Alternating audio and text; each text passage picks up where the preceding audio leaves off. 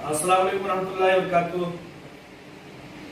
दोस्तों, जैसा कि आप लोग जानते हैं कि आजकल मुल्क में और दुनिया भर में मुल्क के ताल्लुक से क्या कुछ चल रहा है। शुरू में तो बात इस तरह से उठी थी कि भारतीय जनता पार्टी की एक प्रवक्ता तर्जुमान जो है, उन्होंने नबी अकरम सल्लल्लाहु अलैहि वसल्लम की शान में गुस्ताखी करते हुए अपनी बेहूदगी का मुजाहरा किया था।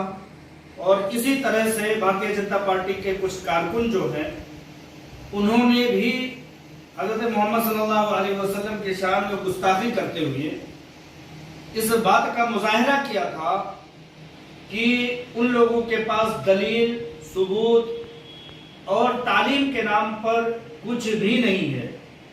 चूंकि भारतीय जनता पार्टी, संघ और आरएसएस एक ऐसी जमात है जिसमें अनपढ़, गंवार, बुज़दिल और जाहिलों की जो एक जमात है, जो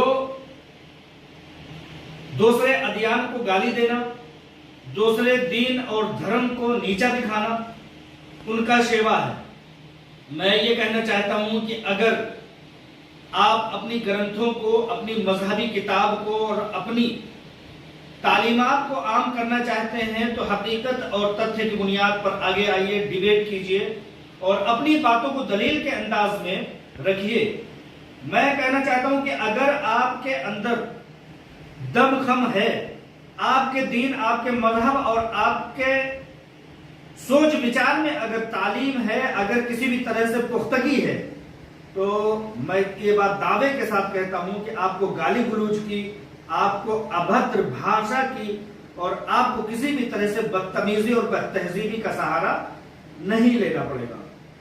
लिहाजा मैं भारतीय जनता पार्टी, उसके तमाम कारकुनान और इसी तरह से आरएसएस के तमाम लोगों से ये अपना मैसेज शेयर करना चाहता हूं कि अगर वाकई में आप लोग तालीम याफ्ता हैं, अगर वाकई में आप अपने धर्म की इज्जत और उसके प्रचार प्रसार का काम करना चाहते हैं, तो सबसे पहले आप दूसरों के मजहब की इज्जत करना सीखें। वरना ये तो उसी तरह की बात होगी कि आप दूसरों की माओ को, दूसरी के बहनों को गाली गलौज दें और ये कहें कि मेरी माँ और बहन पूरी तरह से सही और सलामत और किसी की जुबान दराजी से महफूज रहे।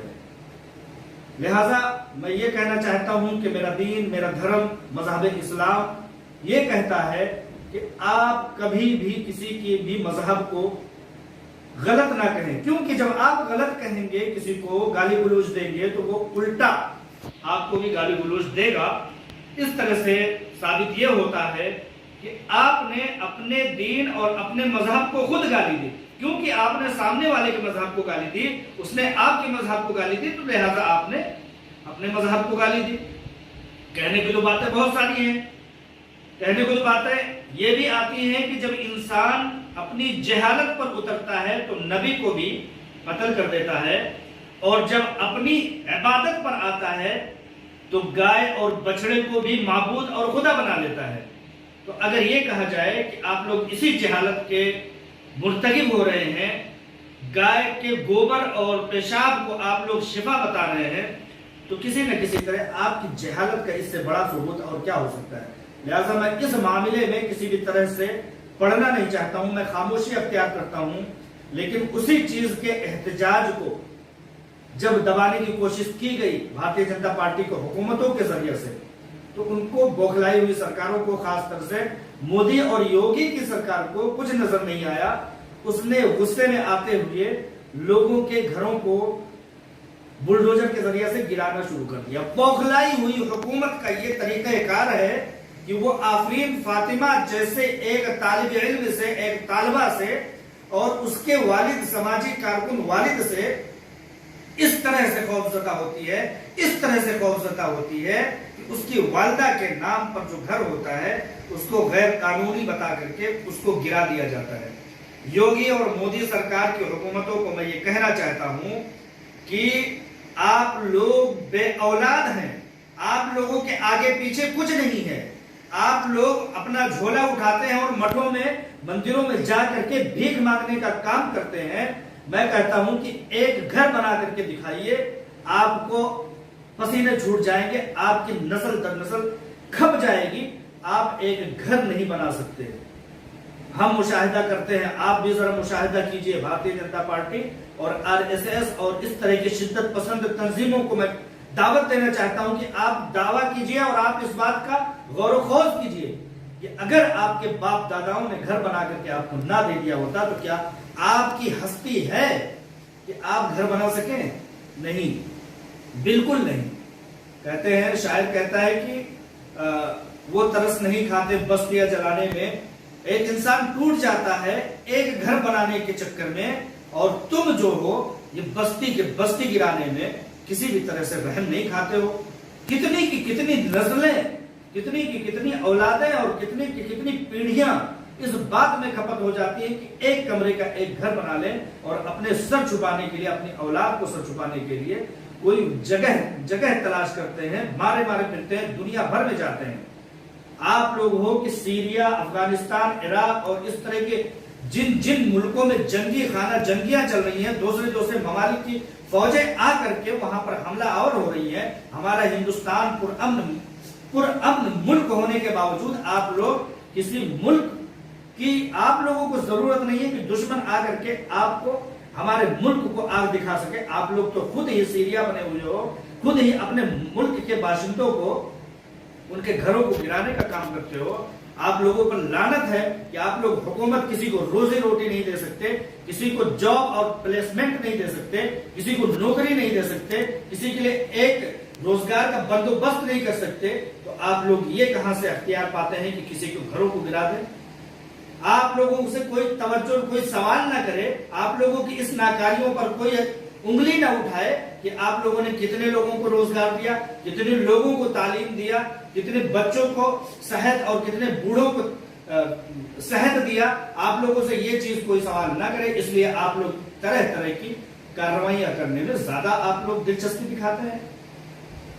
بہتر ہوتا کہ لوگوں کو گھر دیتے، بہتر ہوتا کہ لوگوں کو روزگار دیتے، بہتر ہوتا کہ صحت اور ویوستھا دیتے اگر آپ کے ہاتھ میں حکومتیں آئی ہیں تو۔ لیکن آپ لوگ جن کی ظالم ہو، جابر ہو، فرعونی طاقت آپ کے ہاتھ میں سمجھتے ہو کہ آ گئی ہے، میں کہتا ہوں کہ یہ زمانہ حکومت بہت دن تک رہنے والی نہیں ہے۔ آپ لوگ اپنے جبر و ظلم کو اس طرح سے رکھو کہ کم از کم جب تم مر جاؤ تو کم از کم یہ کوئی نہ کہے کہ تم بہت بڑے ظالم تھے۔ جانے کے بعد تم تاریخ پلٹ کر کے دیکھو، جن لوگوں نے ظلم و ضبط کیا ہے ان لوگوں کو تاریخ آج برے القاب اور برے ناموں سے پکارتی ہے، جانتی ہے۔ تم لوگ بھی جب مر جاؤ گے تو اتحاد تمہارے باپ داداؤں کے ہاتھ سے لکھی جانے والی چیز نہیں ہے۔ تم لوگ کیا سمجھتے ہو، ڈیبیٹ میں بول دیے، فلمیں بنا لی تو اتحاد مٹ جائے گا؟ لیکن لہٰذا میں آپ لوگوں کو بتا دوں کہ تاریخ لکھنے والا کسی اپنے گھر کے کونے میں، گوشے میں وہ لکھ رہا ہوگا اور یہ بتا رہا ہوگا کہ مودی یوگی کی سرکار، بھارتیہ جنتا پارٹی اور RSS کی سرپرستی والی سرکاریں جو ہے وہ لوگوں کے گھروں کو گرانے میں، لوگوں پر ظلم کرنے میں، لوگوں پر جبر کرنے میں زیادہ سے زیادہ یقین رکھتے ہیں۔ یہ چیز کہیں نہ کہیں لکھ جا رہی ہوگی۔ آپ یاد کیجئے اٹل بہاری واجپئی کو، اٹل بہاری واجپئی نے یہ شرط کہے تھے کہ حکومتیں تو آتی جاتی رہیں گی، لیکن اگر یاد کیا جائے گا تو صرف اور صرف یاد کیا جائے گا تمہاری کرتوتوں کو، تمہاری کارستانیوں کو۔ لہذا تم لوگ تو بے اولاد ہو، تم لوگوں کے آگے پیچھے تو کوئی نہیں ہے، لہذا تم لوگ یہ نہیں سمجھ سکتے کہ گھر کے خرچ کیا ہے، کچن کے ضروریات کیا ہیں، ایک بچے کی تعلیم کی ضروریات کیا ہے، ایک بزرگوار کی صحت و تندرستی کی ضروریات کیا ہے، تم لوگ نہیں سمجھ سکتے، اس لیے تم لوگ بہتر حکومت نہیں چلا سکتے۔ لہذا میں اس بات پر اب اپنی کمیونٹی کے ساتھ، اس کمیونٹی کے ساتھ جو اقلیت میں ہے، ان سے یہ توجہ دیتے ہوئے میں کہنا چاہوں گا کہ احتجاج ایک حد میں کیجیے، احتجاج اس طرح سے کیجئے کہ آپ کا جانی نقصان نہ ہو۔ احتجاج آپ اگر نبی اکرم صلی اللہ علیہ وسلم کی شان میں گستاخی کے خلاف کرنا ہے تو آپ ان کی تعلیمات کو عام کر کے آپ احتجاج کیجئے۔ جب کوئی انگلی اٹھائے آپ کے دین پر تو آپ اپنے دین کو لے کر کے باہر آ جائیے۔ میں نے دیکھا ابھی پچھلے دنوں رمضان کا دن تھا، افریقہ کی ملکوں میں جب رمضان آیا تو جب ہم لوگ موبائل چلا کر کے اپنے وقت گزاری کر رہے تھے، ریل پر ریل دیکھے جا رہے تھے، उस वक्त अफ्रीका के नौजवानों ने, बहन और बेटियों ने जाकर के चौराहों पर और सड़कों पर कुरान लेकर के पढ़ना शुरू किया था। मैं कहता हूं कि अपना ट्रेंड बदलिए। सड़क पर निकल करके मुल्क का ही नुकसान हम करेंगे, सड़क पर निकल करके पत्थरबाजी करके अपने खिलाफ नफरत को और भी भड़काएंगे। बहुत बेहतर होता कि हम लोग इस बात पर गौर करते कि ये परेशानी, ये बीमारी आ क्यों रही है, हमारे ऊपर इतने जुल्म तशद्दुद किए क्यों जा रहे हैं, तब जाकर के इसका हल निकलेगा और देरपा हल निकलेगा। ये पत्थर चलाना और किसी तरह से सड़कों पर निकल जाना, तशद्दुद को आम कर देना, बाजारों को तोड़ देना, किसी भी तरह से मसले का हल नहीं है। आप गौर कीजिए कि आज से 2 साल पहले, 4 साल पहले, 6 साल पहले आईएएस और आईपीएस के ऑफिसरान निकलते थे तो 50 की तादाद में, 40 की तादाद में निकलते थे, उसके बाद 35 हुए, उसके बाद 30 हुए, फिर 25 हुए, अब 19 रह गई है। इस बात पर गौर कब करोगे? जब हमारी कम्युनिटी से निकलने वाला तालीम याफ्ता आईएएस आईपीएस ऑफिसर जब ओहदों पर विराजमान होगा तो इंसाफ करेगा, इस तरह के वाकयात पर इंसाफ से काम लेते हुए मुल्क में किसी तरह की भी नागहानी हालात को आने देने से बचाएगा। एक चीज बता दिया मैंने, तालीम पर सबसे ज्यादा फोकस कीजिए, तिजारत पर सबसे ज्यादा फोकस कीजिए। आप जब एस्टेब्लिश होंगे, आप जब आपके हाथों में ये चीजें होंगी तो कोई ताकत आकर के आपको भड़का नहीं सकेगी। आप कहीं ना कहीं अपने चीजों में मसरूफ होंगे, आपके हाथ में पैसे होंगे, आपके हाथ में तिजारत होंगे, तो आप अपनी औलादों को तालीम याफ्ता बना सकेंगे। लिहाजा तिजारत पर ध्यान दीजिए, नौकरियों को जल्द से जल्दी छोड़ना शुरू करें। नौकरी करना नौकर पेशा लोगों को, जिनकी जहनीयत नौकर पेशा हो चुकी है, उनका काम है कि वो नौकरी करें। लिहाजा तिजारत की तरफ आइए, मसले का हल इस तरफ है। मसले का हल, सबसे अहम बात बताना चाहता हूं कि हमारे लिए कोई निकल करके आए और बोले, अखिलेश यादव बोले, मायावती बोले, असदुद्दीन ओवैसी बोले, लोग बोले, ये चीज नहीं, पूरी कम्युनिटी से निकल करके आकर के सियासत में हिस्सा लीजिए। सियासत में हिस्सा लेकर के नुमाइंदों को, अच्छे नुमाइंदों को, अपने नुमाइंदों को नहीं, अपना अपना जिस दिन हम करना शुरू करेंगे ना, उस दिन हम 20 हैं, वो 80 हैं। जिस दिन अपना अपना करेंगे उस दिन हम कमजोर पड़ जाएंगे। लिहाजा मौलाना अबुल कलाम आजाद ने कहा था कि अगर अपना अपना करने का, हमारा हमारा करने का जिस दिन आपने राग अलापा, तो 100 साल क्या 1000 सालों तक आप लोग मुल्क में सर उठाने लायक नहीं रहेंगे। ये बात आप उस वक्त मौलाना अबुल कलाम आजाद ने जिन्ना की मुस्लिम लीग पार्टी को देखते हुए कहा था, और उनके कहने के चंद साल के बाद मुस्लिम लीग, जो कि मुसलमानों की सियासत करती थी, मुस्लिम लीग ने वो कदम उठाया कि मुल्क तकसीम होकर के 3 धड़ों में तकसीम हो गया। पाकिस्तान बन गया, बांग्लादेश बन गया। आज हमारा मुल्क हमेशा चैलेंजेस से दो चार होता है, दुश्मन मुल्क पाकिस्तान से और बांग्लादेश वगैरह से। लिहाजा जिस दिन हम अपनी सियासत का राग अलापेंगे, ठीक इसी तरह से बंटवारा होगा। आज भी हमारे मुल्क में भारतीय जनता पार्टी की सरकारें अपना अपना करने का राग अलाप रही हैं और इस नारे को लगाने के लिए कुछ अपनी ताकतों को छोड़ रखा है। जब भी सियासत आती है, गोलीबारी की, बारूदबारी की, कत्लो गारतगरी की, तो उनको उठा करके सतर्क कर दिया जाता है, जैसे कि मिस्टर असदुद्दीन ओवैसी ने। अपना अपना नहीं, मौलाना अबुल कलाम आजाद की बात मैं कर रहा था।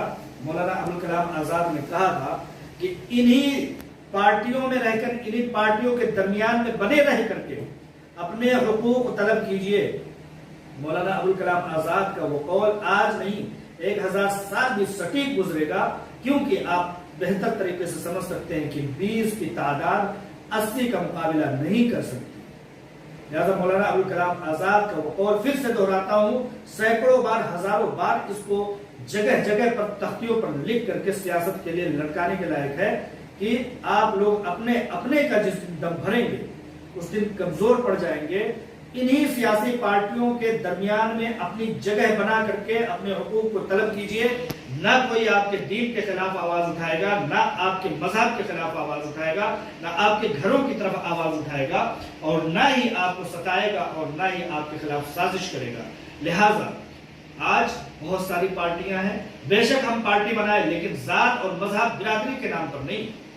मायावती ने चमारों की पार्टी बना ली, अखिलेश यादव ने यादवों की पार्टी बना ली, इसी तरह से जो है असदुद्दीन ओवैसी ने मुसलमानों की पार्टी बना ली।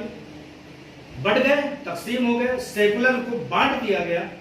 بہتر ہوتا کہ ہم ایک پارٹی بناتے اور انہی پارٹیوں سے اتحاد کر کے اپنے مطلب کی حکومت بناتے اور اپنی حصہ داری کے ساتھ ملک میں اپنا بھی یوگدان دیتے. ایسے میں کوئی بھی ملک میں جب تمام لوگوں کی شراکت داری ہوتی ہے, تمام لوگوں کا رائے مشورہ ہوتا ہے, تب جا کر کے مذہب میں امن, ملک میں امن اور مذہب کی آبیاری ہوتی ہے. تم بھائی اپنے مذہب کا پرچار پرسار کرو, ہمارا ملک یہی سکھاتا ہے, ہمارے ملک کا قانون یہی کہتا ہے کہ تم اپنے مذہب کا پرچار پرسار کرو, ہمیں اپنے مذہب کا پرچار پرسار کرو. نہ تم ہمارے مذہب کو گالی دو, نہ ہم تمہارے مذہب کو ٹارگٹ کریں گے. لہذا جو لوگ ٹارگٹ کرتے ہیں مذاہب کو, وہ لوگ ہوش میں آئے اور ایسے لوگوں کو عوام ہوش میں لائے کہ مذاہب کو جب ٹارگٹ کیا جائے گا, میں آپ کو ایک غلط کہوں گا تو آپ مجھے بڑھ کر کے 4 غلط کہیں گے. لہذا ہم احتجاج کریں, عملی احتجاج کریں. ہم نے کبھی سنتیں نہیں پڑھی, ہم نے کبھی سنت کو عام نہیں کیا, لیکن ذرہ سا برابر کسی نے چنگاری پھونک دی تو اس میں ہم جل کر کے خاکستر ہو جاتے ہیں. بھائی جب ہمارا مذہب حق ہے, ایک مذہب حق ہے تو اس پر انگلیاں اٹھیں گی, اس پر سوالات اٹھیں گے. قابلیت آپ کے اندر کتنی ہے کہ آپ نے کس طرح سے لوگوں کو سیٹسفائی کیا, کس طرح سے لوگوں کو سمجھایا, کس طرح سے اپنے دین کو عام کیا. اور ایک چیز سب سے اہم بتا کر کے میں اپنی بات کو ختم کرنا چاہوں گا کہ اس طرح کی چیزیں کہتے ہیں, شاعر کہتا ہے کہ تندیے باد مخالف سے نہ گھبرا اے عقاب, تندیے باد مخالف سے نہ گھبرا اے عقاب, یہ تو چلتی ہے تجھے اونچا اڑانے کے لیے. میں بتا دوں کہ جب اس طرح کے ٹرینڈ چلائے جاتے ہیں, جب اس طرح کی نفرت کی آبیاری کی جاتی ہے, جب اس طرح کی نفرتی بیج بوئے جاتے ہیں, تب پوری دنیا سے لوگ اٹھ کر کے کھڑے ہوتے ہیں اور سرچ کرتے ہیں کہ آخر دیکھیں کہ یہ معاملہ کیا ہے. اللہ بتاتا ہوں کہ اس نفرتی بھری باتوں سے اتنا پوزیٹو انداز نکلتا ہے, اتنا پوزیٹو اثر نکلتا ہے کہ لوگ کہتے ہیں کہ آخر معاملہ کیا ہے, ماجرا کیا ہے. جب سرچ کرنے نکلتے ہیں تو وہ حقیقت حال تک پہنچتے ہیں اور ان کو پتہ لگ جاتا ہے کہ اگر کوئی دین ہے, اگر کوئی مذہب ہے, اگر کوئی امن کا مذہب ہے, اگر کوئی سکون اور پیس کا مذہب ہے, اگر کوئی اچھی تعلیم دیتا ہے تو مذہب اسلام دیتا ہے. لہذا اس طرح کی چیزوں سے گھبرایا نہیں کرتے ہیں. بس بہت کم چیزوں کا یقین رکھیے کہ جتنے جلدی آپ خود کو روزگار سے جوڑ لیں گے, تجارتوں سے جوڑ لیں گے, سیاست سے جوڑ لیں گے اور اسی طرح سے تعلیم سے جوڑ لیں گے, اتنے جلدی مسائل کا حل ہو جائے گا. اور بتا دوں کہ جتنے دیر سے آپ جاگیں گے اتنے ہی زیادہ آپ کو قربانیاں دینی پڑیں گی. لہذا انہی باتوں کے ساتھ میں آپ کی دانش مندی, آپ کی ہوش مندی اور عقل مندی پر اپنی باتوں کو رکھتے ہوئے اپنی بات کو ختم کرتا ہوں. السلام علیکم ورحمۃ اللہ وبرکاتہ.